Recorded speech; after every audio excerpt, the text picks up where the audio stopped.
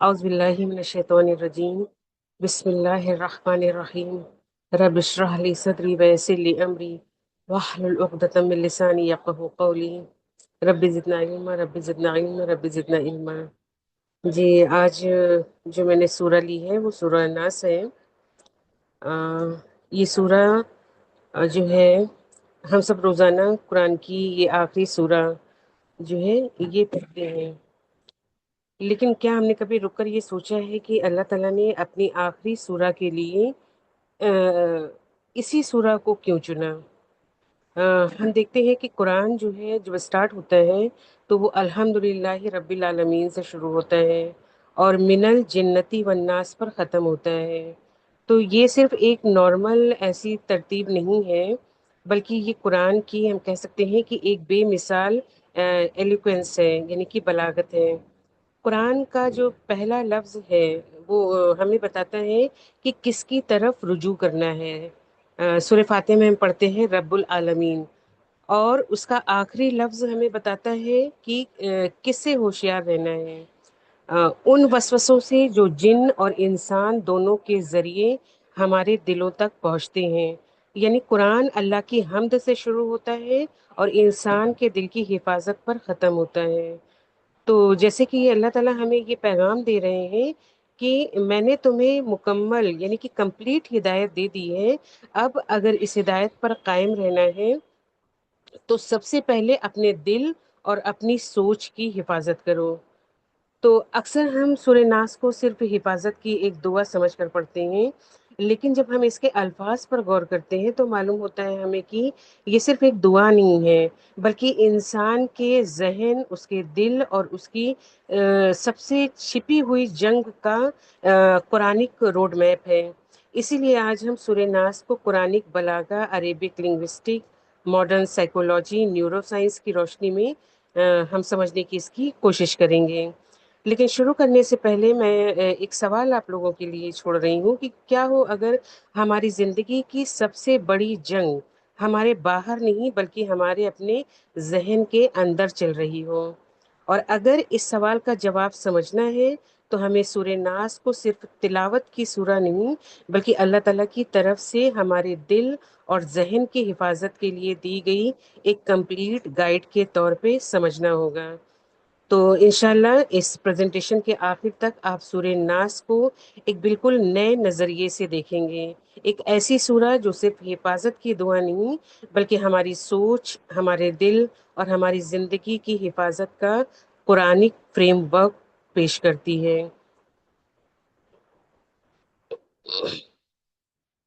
یہ سورہ جو ہے اس کا عربی میں اور اس کا ٹرانسلیشن آپ کے سامنے ہے۔ میں اس کو ریپیٹ نہیں کر رہی ہوں، آپ لوگ اس کو دیکھ لیجئے۔ میں میں ٹرانسلیشن کر دوں اس کا؟ جی جی، آپ انگلش میں ہی پڑھ دیں۔ جی، کہہ دیجئے میں پناہ میں قل اعوذ برب الناس، کہہ دیجئے میں لوگوں کے رب کی پناہ میں آتا ہوں، ملک الناس لوگوں کے مالک، الہ الناس لوگوں کے الہ، ان کی پناہ میں آتا ہوں، اور وسوسہ ڈالنے والے، پیچھے ہٹ جانے والے کے شر سے، وہ جو وسوسہ ڈالتا ہے لوگوں کے سینوں میں، وہ جنوں میں سے بھی ہو سکتا ہے اور انسانوں میں سے بھی۔ تو یہ میں نے ایک سمپل سا ٹرانسلیشن جو ہے آپ لوگوں کے ساتھ شیئر کیا۔ اب ہم آگے پڑھتے ہیں کہ وائی سورہ ناس۔ اکثر ہم جب سورہ ناس کو صرف پروٹیکشن کی دعا سمجھ کر پڑھتے ہیں، یعنی کہ جب ڈر لگتا ہے، بری نظر کا خیال ہم کو آتا ہے یا کسی بری چیز سے بچنا ہوتا ہے تو ہم سورہ ناس پڑھ لیتے ہیں، اور یہ ضروری بھی ہے۔ لیکن اگر ہم اس سورہ کو دھیان سے پڑھیں تو ہم کو پتہ چلتا ہے کہ یہ صرف پروٹیکشن کی دعا نہیں ہے، یہ ہمیں بتاتی ہے کہ نیگیٹو تھاٹس ہمارے مائنڈ میں کیسے انٹر ہوتے ہیں اور اللہ تعالیٰ ہمیں ان سے بچنے کا طریقہ کیسے سکھاتے ہیں۔ اسی لیے یہ صرف ایک دعا نہیں ہے بلکہ ہیومن مائنڈ کو سمجھنے کا قرآنک فریم ورک ہے۔ قرآن ہمیں بتاتا ہے کہ شیطان کبھی بھی سیدھا گناہ کرنے کے لیے فورس نہیں کرتا ہے، وہ پہلے صرف ایک چھوٹا سا تھاٹ इंट्रोड्यूस करता है, एक डाउट, एक फियर या एक टेम्पटेशन। और अगर उस थॉट को वहीं इग्नोर कर दिया जाए तो बात वहीं ख़त्म हो जाती है। लेकिन अगर हम उसके बारे में बार बार सोचना शुरू कर दें तो वही थॉट धीरे धीरे डिसीजन बन जाता है और फिर एक्शन में कन्वर्ट हो जाता है। तो इसीलिए कुरान हमें ये समझाता है कि इंसान की स्पिरिचुअल वल्नरेबिलिटी अक्सर जो है वो गुनाह से शुरू नहीं होती है, बल्कि एक छोटे से वसवसे से शुरू होती है। इस बात की हम अगर मिसाल से अगर हम समझना चाहें तो आदम अलैहिस्सलाम की ज़िंदगी में हमको मिलती है। अल्लाह ताला ने उन्हें जन्नत दी थी और सिर्फ एक दरख्त से मना किया था, यानी कि एक ट्री से मना किया था। शैतान ने उनका हाथ पकड़कर उनको वो फल नहीं खिलाया था। सबसे पहले उसने सिर्फ एक थॉट दिया था कि क्या मैं तुम्हें हमेशा की ज़िंदगी और कभी ख़त्म ना होने वाली किंगडम का रास्ता बताऊं।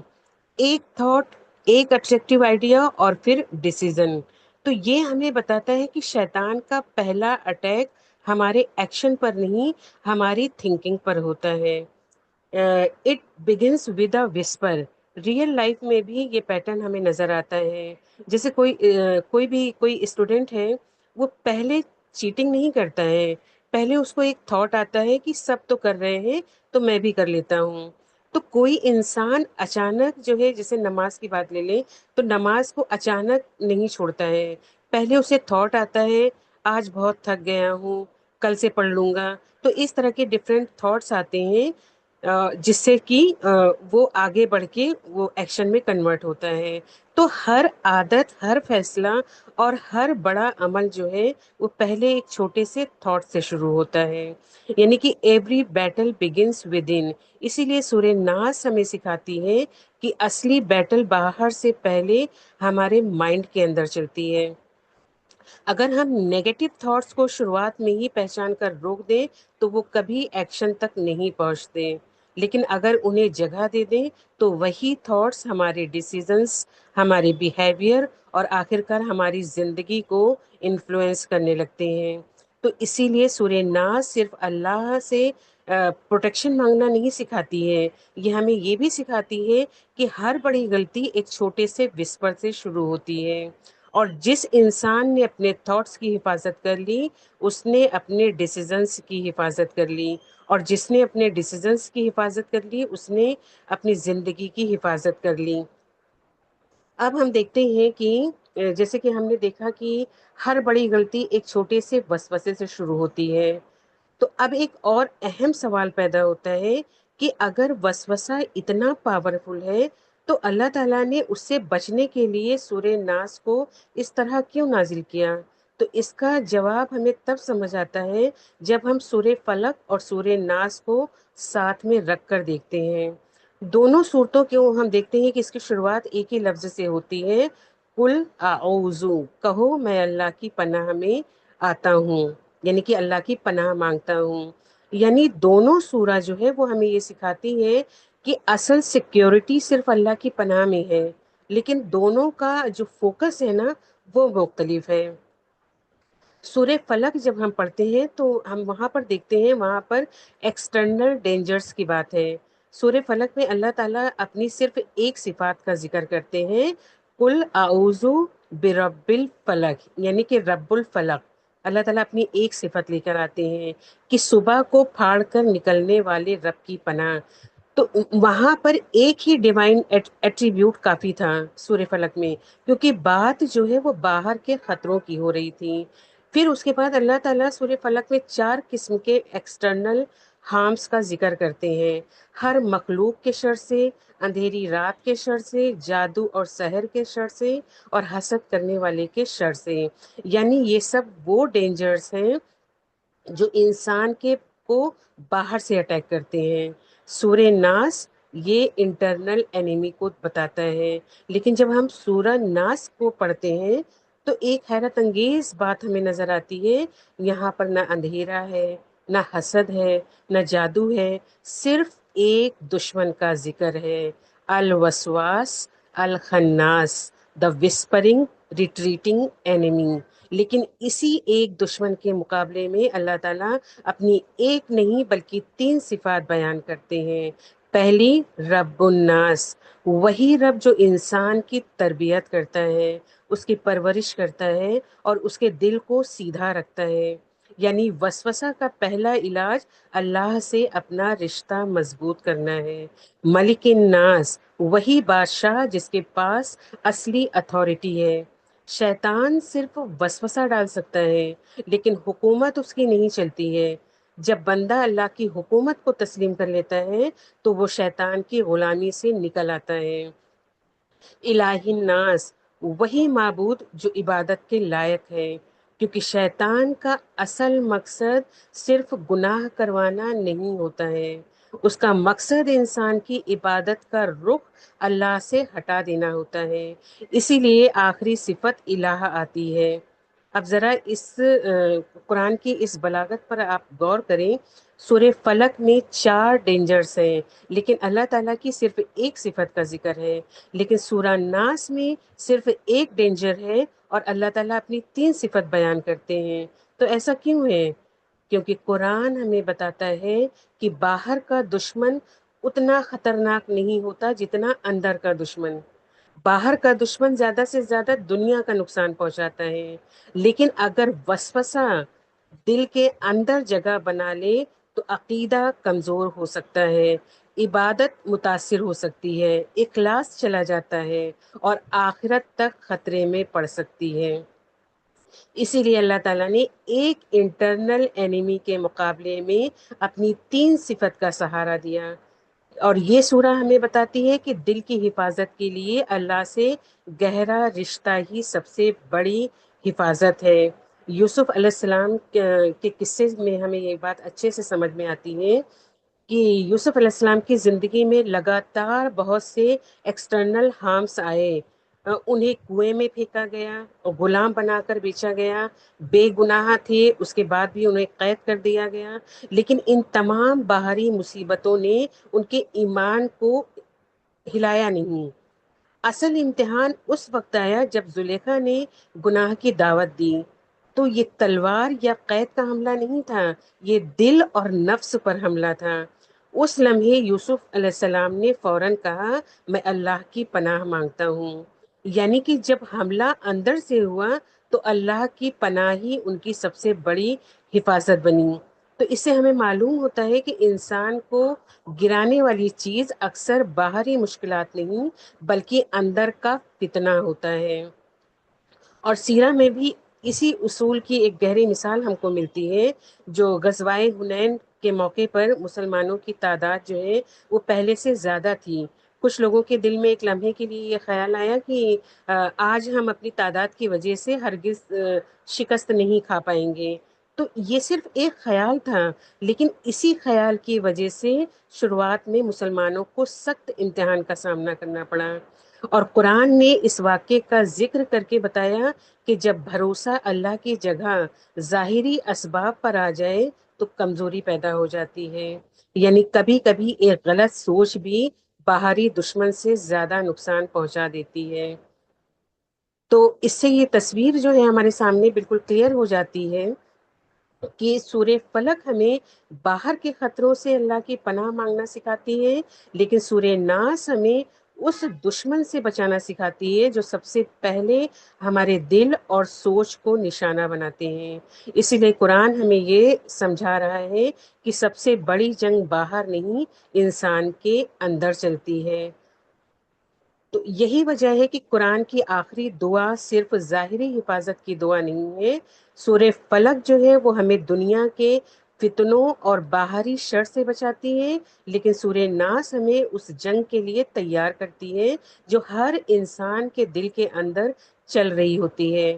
قرآن ہمیں یہ سمجھا رہا ہے کہ سب سے خطرناک دشمن وہ نہیں جو باہر کھڑا ہے، بلکہ وہ ہے جو ہماری سوچ کو بدل دے، ہمارے عقیدوں کو متاثر کر دے اور ہمیں اللہ سے دور کر دے. اس لیے قرآن کی سب سے آخری جو تعلیم ہے وہ یہ ہے کہ اگر دل محفوظ ہے تو دین محفوظ ہے.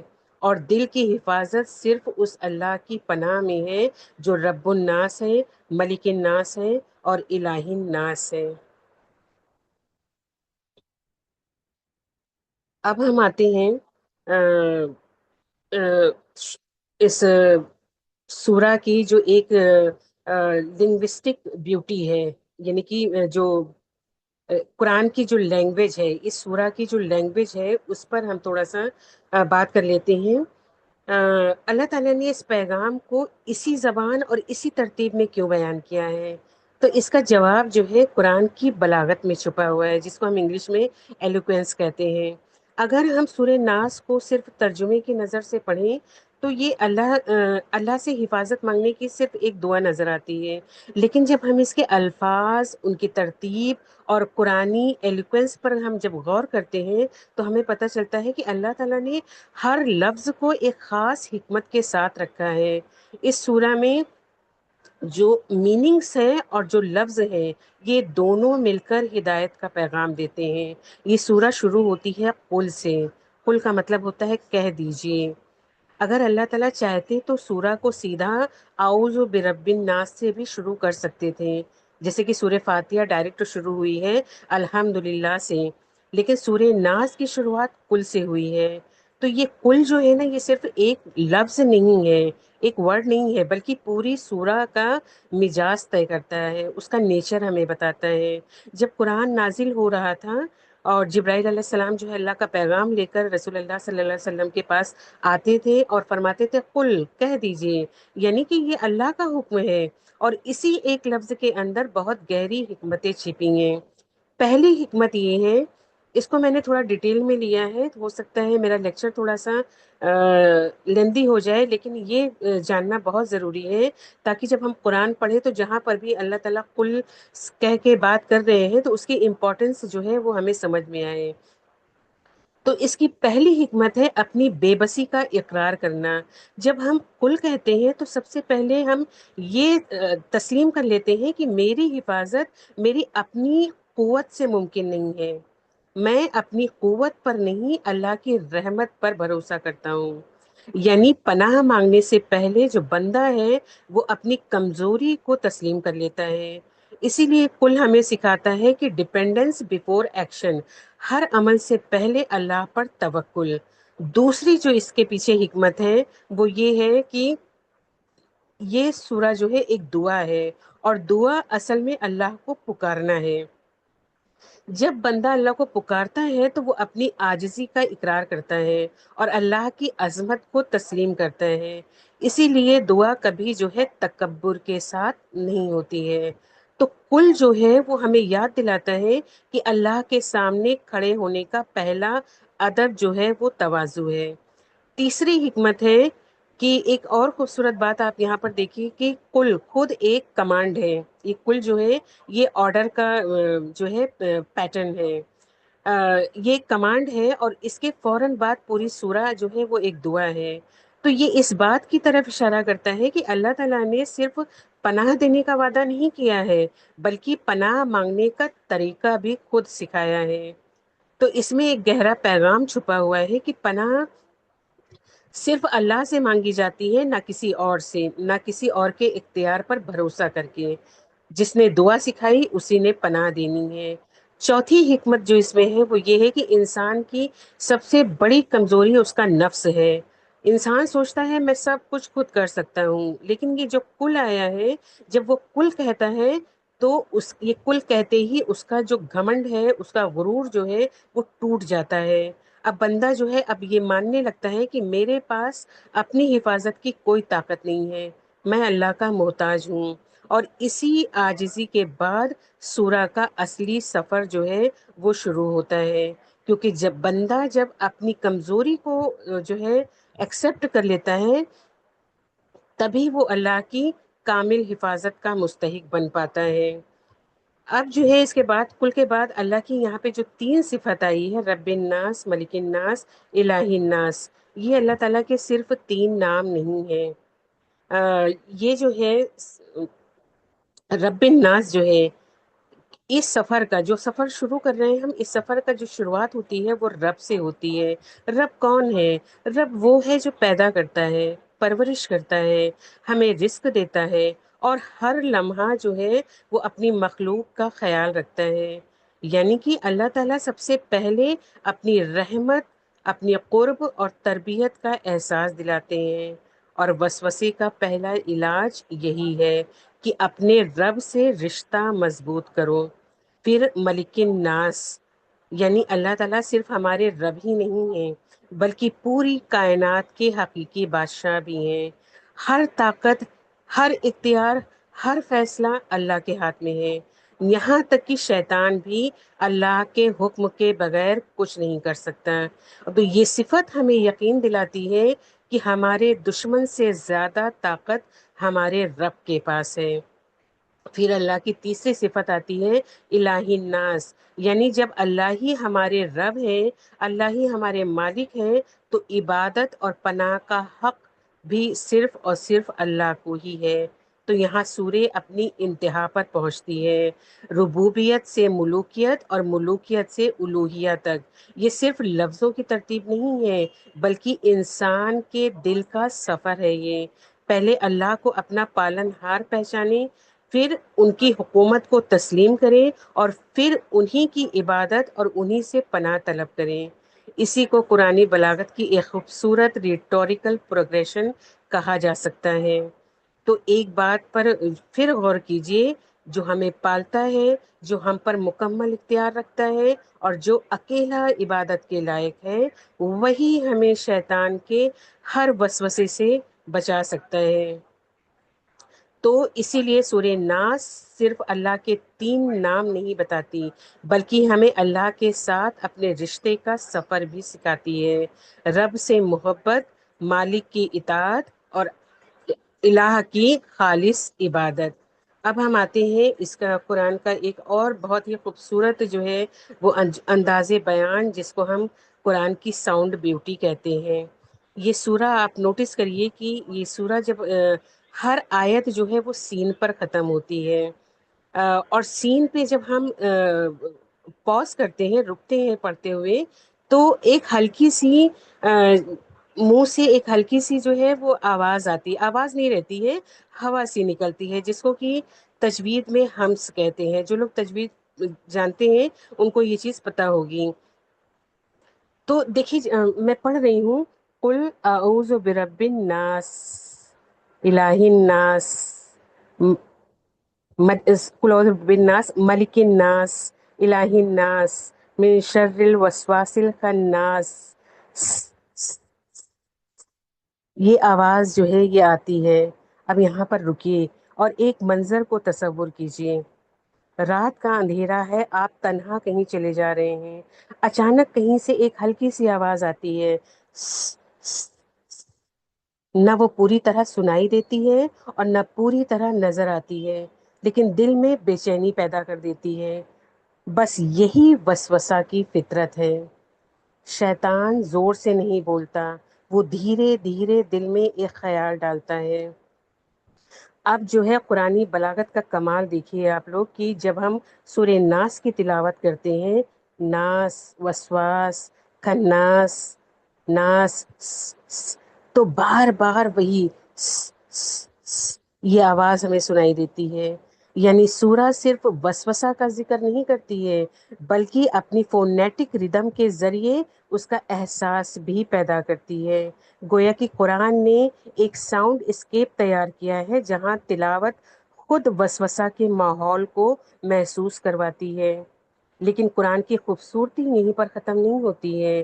جس ساؤنڈ کے ذریعے اللہ تعالیٰ نے وسوسے کا احساس دلایا، اسی سورہ کے شروعات میں پناہ کا طریقہ بھی سکھا دیا. قل اعوذ، یعنی جب دل بے چین ہو، جب وسوسہ خاموشی سے اندر اترنے لگے، تب قرآن صرف اس بے چینی کو بیان نہیں کرتا بلکہ اسی لمحے بندے کو اس کے رب کی پناہ تک بھی پہنچا دیتا ہے. یہی قرآن کا جو ہے اعجاز ہے. یہ صرف ہدایت نہیں دیتا بلکہ اپنی زبان، اپنی ترتیب اور اپنی آوازوں کے ذریعے انسان کو اسی سفر سے گزارتا ہے جس کا وہ ذکر کر رہا ہوتا ہے. تو یہ جو سین کی آواز اور وسوسے کے درمیان جو لنک یہاں پر بیان کیا گیا ہے، یہ بلاغی یعنی کہ لنگوسٹک اور ریٹوریکل آبزرویشن ہے. اسے کسی سائنٹیفک کلیم کے طور پر پیش نہیں کیا جا رہا ہے، بلکہ یہ قرآن کی زبان اور اس کی فونیٹک خوبصورتی کو سمجھنے کا ایک انداز ہے. اب ہم آتے ہیں، جیسے ابھی تک ہم نے دیکھا کہ اللہ نے اپنی تین صفات رب، ملک اور الہ کے ذریعے ہمیں اپنی پناہ کی طرف بلایا. اب سورہ ہمیں بتاتی ہے کہ ہم کس دشمن سے پروٹیکشن مانگ رہے ہیں.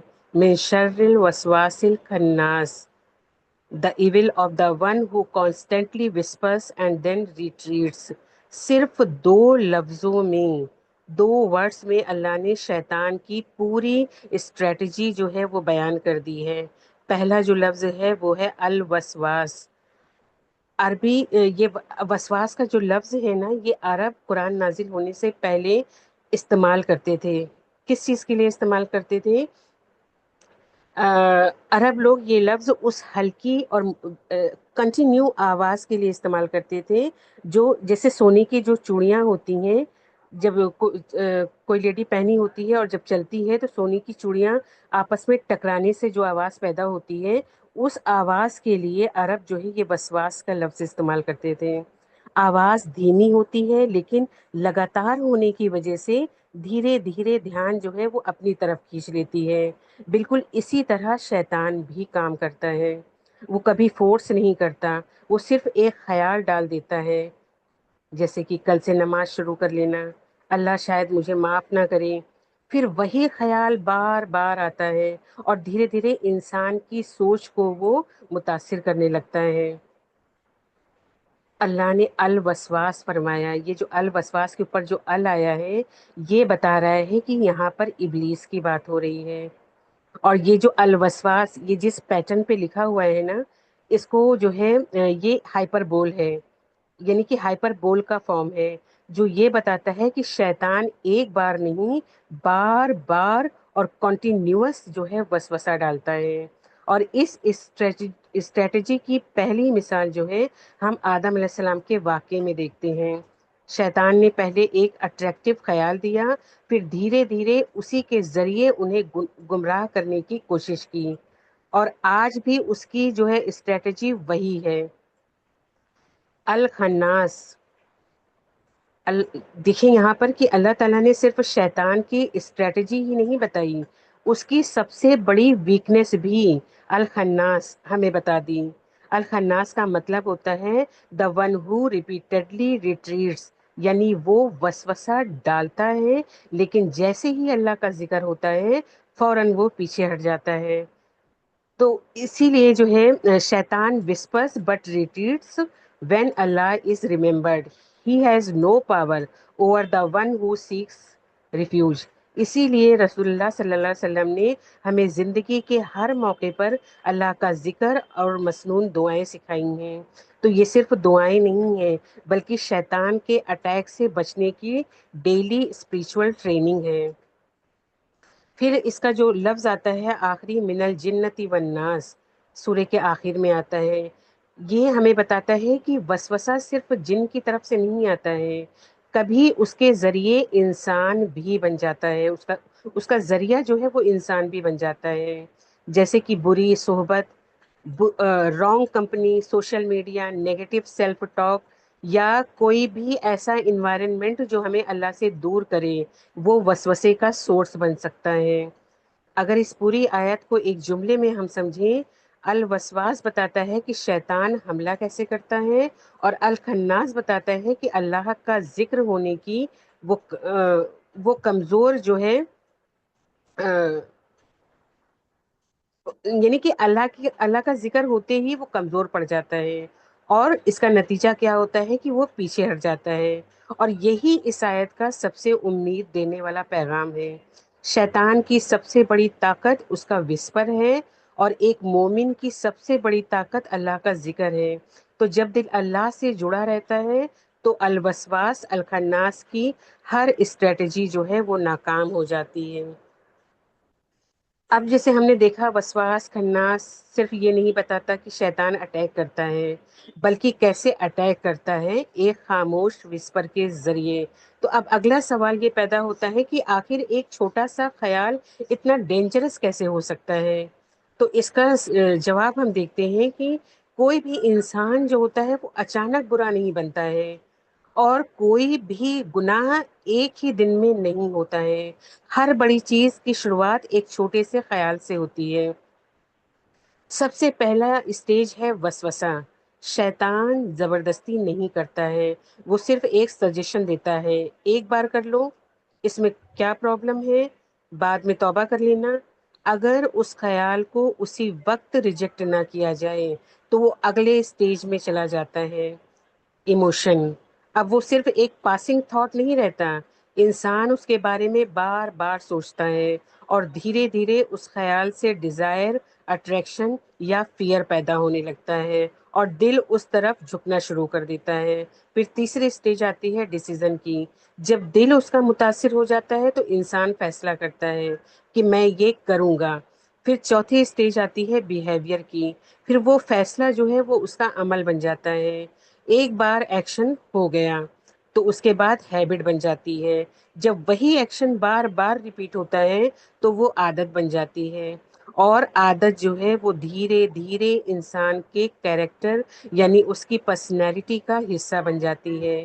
اور یہی سورہ ناس کی سائیکولوجیکل ڈیپتھ جو ہے ہمیں یہاں پر سمجھ آتی ہے۔ ماڈرن سائیکولوجی بھی کہتی ہے کہ اگر بیہیویئر کو بدلنا ہو تو اس کے شروعاتی تھاٹس کو آئیڈینٹیفائی کرو، لیکن قرآن ہمیں اس سے بھی پہلے گائیڈ کرتا ہے۔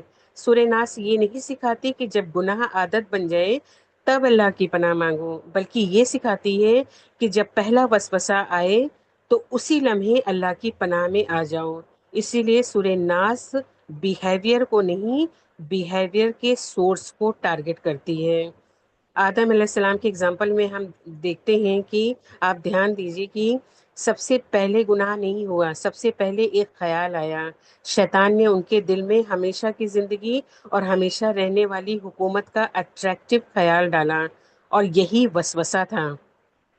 اس خیال سے ایک ڈیزائر پیدا ہوئی، پھر ڈیسیزن ہوا، اور پھر اس درخت کا پھل کھا لیا، اور یہ بیہیویئر تھا۔ لیکن کیونکہ حضرت آدم علیہ السلام نے فوراً اللہ کی طرف رجوع کیا اور توبہ کی، اسی لیے وہ عمل جو ہے وہ کبھی عادت نہیں بن پایا۔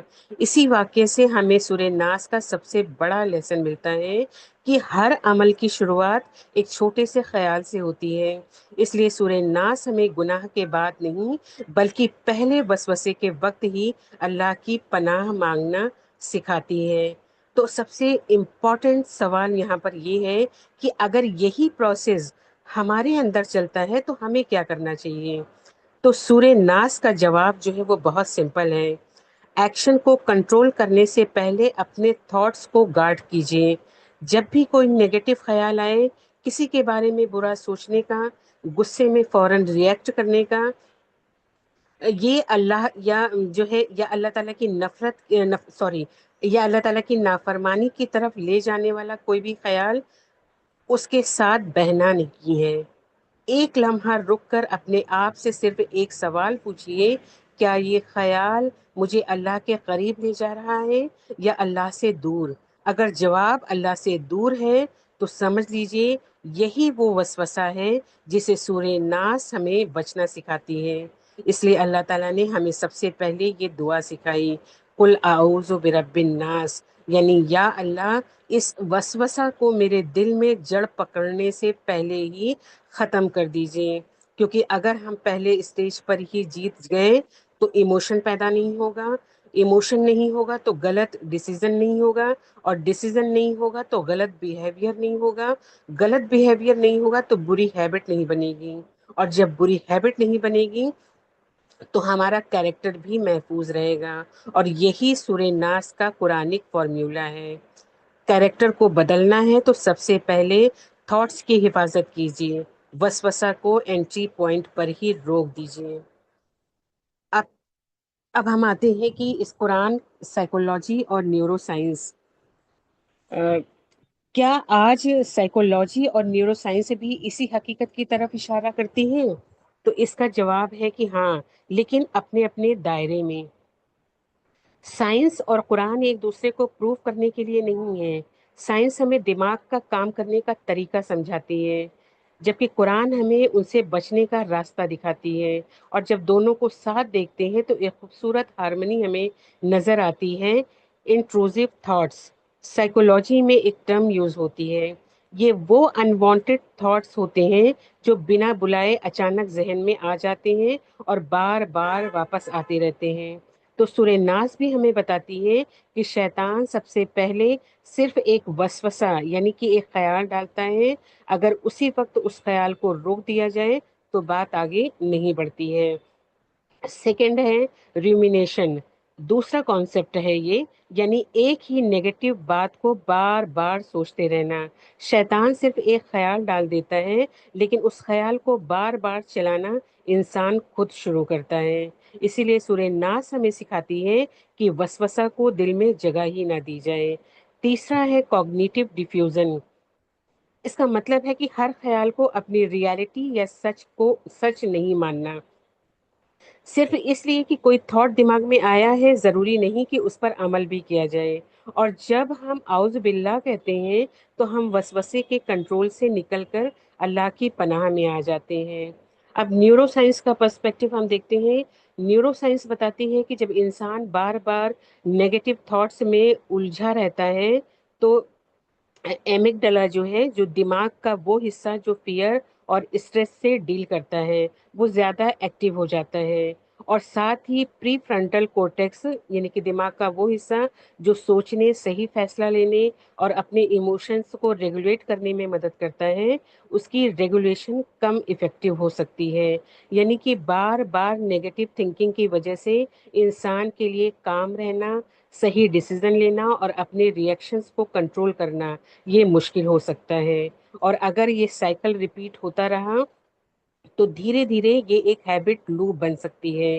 اسی لیے قرآن ہمیں شروع میں ہی وسوسہ سے اللہ کی پناہ مانگنا سکھاتا ہے تاکہ یہ نیگیٹو سائیکل جو ہے وہ وہیں پر رک جائے۔ اب ہم ڈیوائن پروٹیکشن دیکھتے ہیں کہ اسپریچول فائر وال۔ سب سے امپورٹنٹ سوال ہے کہ اس پورے پروسیس کو روکنا کیسے ہے۔ یعنی سورہ ناس جو ہے یہ صرف پرابلم نہیں بتاتی ہے بلکہ اس کا پریکٹیکل سولوشن بھی دیتی ہے۔ جیسے کہ کمپیوٹر کا فائر وال وائرس کو سسٹم میں انٹر ہونے سے روکتا ہے، ویسے ہی اللہ کی ہدایت اور ذکر ہمارے دل کو وسوسے سے محفوظ رکھتی ہے۔ تو پہلا ہے ریکگنائز دا وسپر، سب سے پہلا قدم ہے وسپر کو پہچاننا۔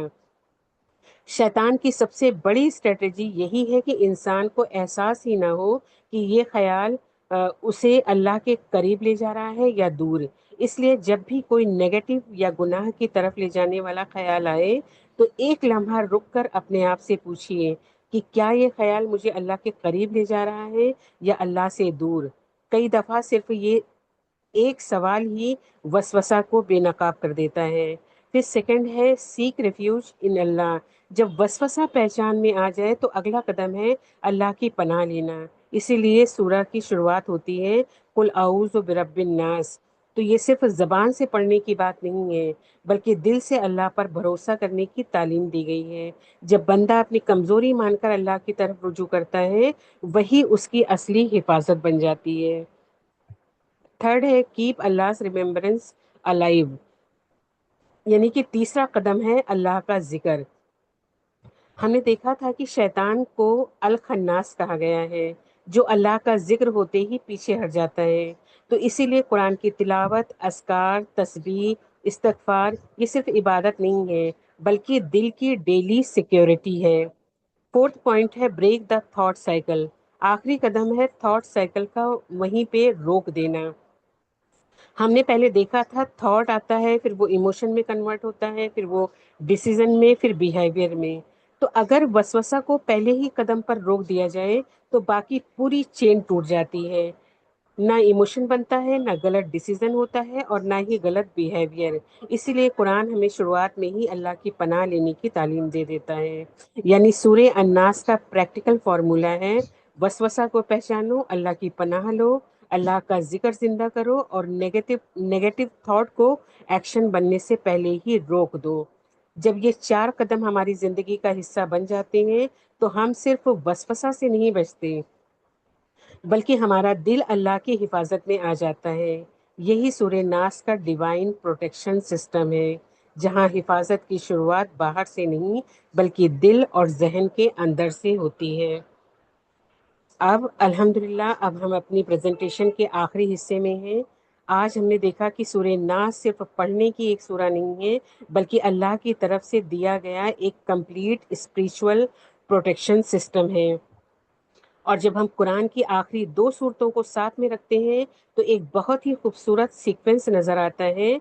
सूरह फलक को आप देखिए, सूरह फलक हमें उन बुराइयों से अल्लाह की पनाह मांगना सिखाती है जो हमारे बाहर से आती हैं, जैसे अंधेरा, हसद, सहर, दूसरी ज़ाहिरी बुराइयां, यानी एक्सटर्नल डेंजर्स से हिफाजत। सूरह नास हमें उस दुश्मन से बचाती है जो अंदर से हमला करता है। सब कुछ एक छोटे से वसवसे से शुरू होता है, और कुरान हमें बताता है कि वसवसा सिर्फ जिन की तरफ से नहीं बल्कि इंसान भी एक दूसरे के लिए उसका सोर्स बन सकते हैं। इसीलिए सूरा का आखिरी लफ्ज है मिनल जिन्नति वन नास, यानी हमें हर इन्फ्लुएंस, हर कॉन्वर्सेशन, हर कंटेंट और हर इन्वायरमेंट को समझकर अपनी जिंदगी में जगह देनी चाहिए। तो आज की प्रेजेंटेशन का सबसे इम्पोर्टेंट मैसेज यही है कि शैतान कभी भी सीधा इंसान को गुनाह पर मजबूर नहीं करता है। वो पहले सिर्फ एक थॉट डालता है, एक डाउट, एक डिजायर, एक फेयर, और अगर उसी लम्हे अल्लाह की पनाह ले ली जाए तो बात वहीं ख़त्म हो जाती है। लेकिन अगर उस थॉट को बार बार जगह दी जाए तो वो इमोशन बन जाता है, इमोशन डिसीजन बन जाता है, डिसीजन एक्शन बन जाता है, और एक्शन हैबिट बन जाता है। और जो हैबिट होती है वो धीरे धीरे कैरेक्टर और डेस्टिनी को शेप देने लगती है। इसलिए शैतान एक्शन से पहले थॉट्स पर अटैक करता है। तो कुरान का फॉर्मूला क्या है?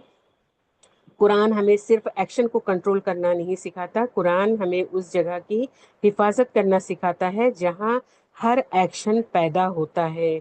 हमारा माइंड, हमारा हार्ट, अगर थॉट्स महफूज हैं तो दिल महफूज रहेगा, और जब दिल महफूज रहेगा तो अमल भी महफूज रहेगा। तो हर जंग जो है वो तलवार से नहीं जीती जाती। सबसे बड़ी जंग इंसान के अपने दिल और जहन के अंदर चलती है, और अल्लाह ताला ने हमें इस जंग में अकेला नहीं छोड़ा। सूरह फलक दी ताकि हम बाहरी बुराइयों से महफूज रह सकें, सूरह नास दी ताकि हम अपने दिल और अपनी सोच को वसवसा से महफूज रख सकें। इसीलिए जब भी कोई नेगेटिव थॉट, डाउट या ऐसा ख्याल आए जो अल्लाह से दूर करे, उस थॉट के साथ डिस्कशन शुरू मत कीजिए। उसी लम्हे अल्लाह की पनाह मांग लीजिए, क्योंकि अगर शुरुआत महफूज हो गई तो अंजाम भी महफूज हो जाएगा। तो कुरान हमें सिखाता है कि ख्याल की हिफाजत करो इससे पहले कि वही तुम्हारी डेस्टिनी बन जाए। और शायद इसीलिए अल्लाह ताला ने कुरान का इख्तिताम, यानी कि कुरान का एंड, किसी किस्से, किसी कानून या किसी हुक्म पर नहीं बल्कि दिल की हिफाजत की दुआ पर किया, ताकि हमें याद रहे कि हिदायत पर कायम रहने की शुरुआत हमेशा दिल और सोच की हिफाजत से होती है। जज़ाकुमुल्लाहु खैरन कसीरा। जज़ाकल्लाहु खैर सर, अमेजिंग प्रेजेंटेशन। और किसी को कुछ